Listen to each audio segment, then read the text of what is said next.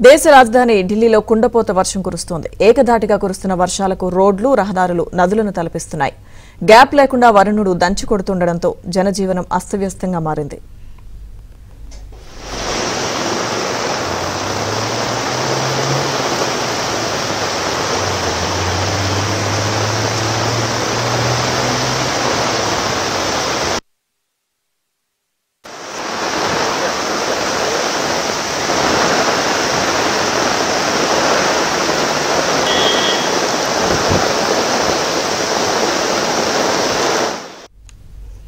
ఆఫీసులు, కార్యాలయాలకు వెళ్లే వాళ్లు ఇబ్బందులు పడుతున్నారు. పలు ప్రాంతాల్లో వర్షం బీభత్సం సృష్టిస్తోంది.